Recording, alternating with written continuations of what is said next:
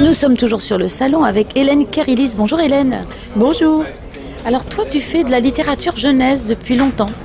Alors oui, je pense que je suis tombée dedans quand j'étais petite, mais essentiellement, je suis publiée depuis 20-25 ans environ, avec environ 80 livres à mon actif. Carrément, mais comment tu fais pour avoir toujours de l'inspiration ? Mais en fait, je m'inspire beaucoup de la culture et en particulier parce que je trouve que tout ce que les êtres humains ont inventé, tout ce que nos ancêtres nous ont légué, c'est à partir de ça c'est sur ça qu'on s'appuie pour avancer, pour aller plus loin. Donc transmettre la culture aux jeunes générations, pour moi, c'est vraiment primordial. Et en particulier la mythologie grecque parce que c'est celle que je connais le mieux, mais également égyptienne où on a un petit peu plus largement que l'Europe. Et puis l'art, parce que je suis une amoureuse d'art. Et puis je suis très sensible à la parole d'André Malraux qui a dit un jour « Il faut donner l'art à l'enfant comme on lui donne l'alphabet ». Donc ça fait vraiment partie des gènes de l'espèce humaine. Et par art, c'est au sens très large du terme. Ça peut être les danses, ça peut être les chants, ça peut être le tatouage, ça peut être la peinture, la musique, etc. Voilà. Et est-ce que dès le premier ouvrage que tu as conçu, il y avait tout ça ? Non, c'est venu petit à petit. Je pense que j'avais tout ça en moi, en germe. Et petit à petit, au fur et à mesure que j'ai exploré le domaine de l'écriture, les choses me sont apparues de manière plus claire. Parce que quand on a 80 livres à son actif, on peut se retourner et se dire quel est mon parcours, qu'est-ce que j'ai déjà fait, où suis-je arrivée et sans doute, et j'espère, j'ai envie forcément d'aller plus loin. Mais déjà, j'ai une vue d'ensemble sur ce qu'on appelle une œuvre, c'est-à-dire une production de 80 bouquins et sur ces 80 il y en a une bonne partie, une bonne moitié sur la mythologie, un gros tiers sur l'art et puis le reste des petits romans de choses et d'autres, voilà. Alors par exemple sur la mythologie grecque, comment tu procèdes ? Est-ce que tu retravailles le mythe ? Comment ça se passe ? Alors d'abord, je me reporte aux textes anciens. Alors quand c'est pour Ulysse, par exemple, je vais relire l'Odyssée d'Homère. Et ensuite, il va falloir que je fasse un gros travail de synopsis, c'est-à-dire voir comment l'œuvre est construite et ce qui est raconté. Ça, c'est le quoi, ce qui est à l'intérieur. Et ensuite, me poser la question du comment. Comment est-ce que je vais transmettre ça aux jeunes ? Parce que l'Odyssée a été écrite il y a plus de 20 siècles, plus de 25 siècles.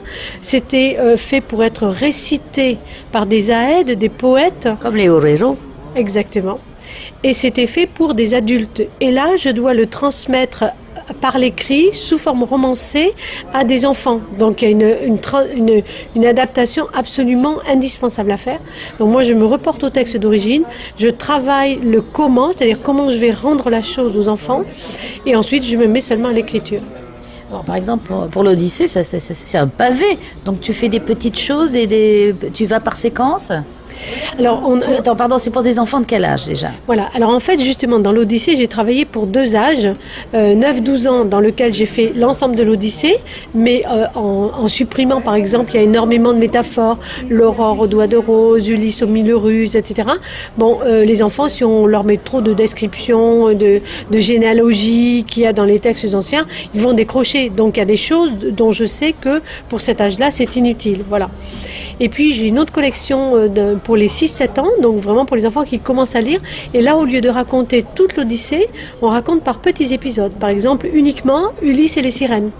Ou alors, uniquement le retour d'Ulysse. Ou Ulysse qui descend aux enfers. Enfin voilà, à chaque fois, c'est par petits épisodes. Mais on se débrouille pour que ça fasse une histoire complète avec un début, un milieu, une fin. Donc l'enfant a une histoire complète, même s'il n'a pas l'ensemble du mythe d'Ulysse.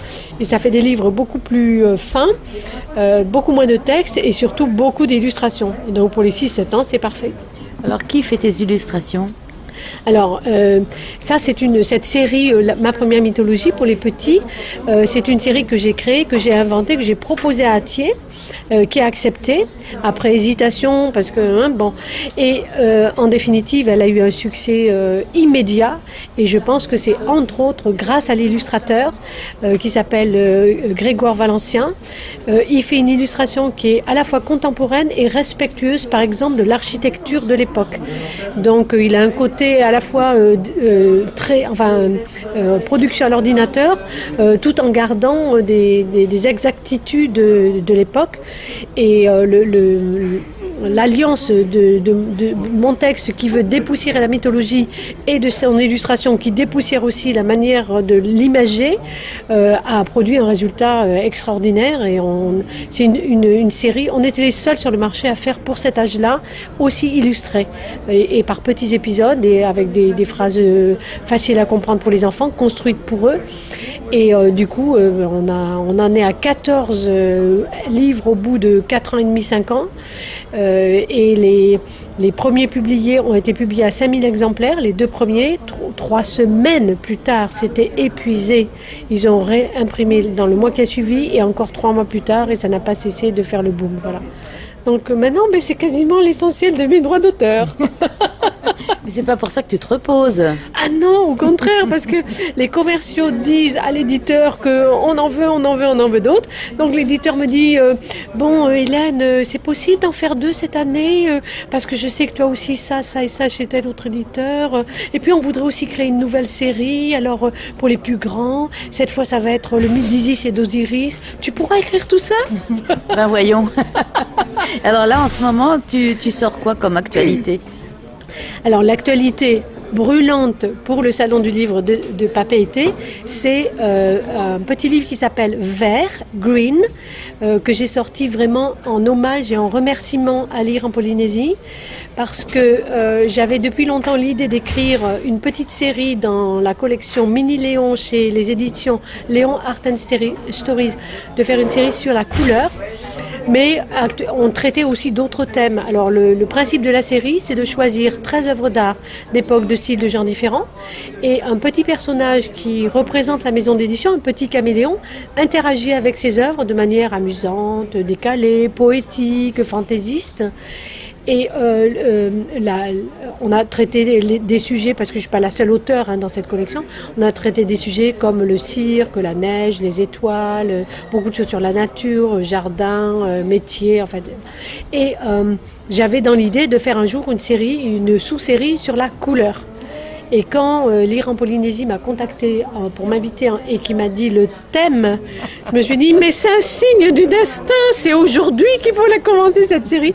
Donc on s'y est mis à toute vitesse avec le graphiste, recherche d'œuvres, l'illustrateur. Et nous avons reçu en tant qu'éditeur, puisque je suis co-éditrice de cette maison d'édition, nous avons reçu des exemplaires de Vert, Green, 5 jours avant mon départ pour la Polynésie. Donc ça a été vraiment, c'est l'actualité brûlante là. Eh bien, merci Hélène, et on va se plonger dans ce Green avec délectation et dans tous les autres livres. Merci beaucoup à tous et à toi.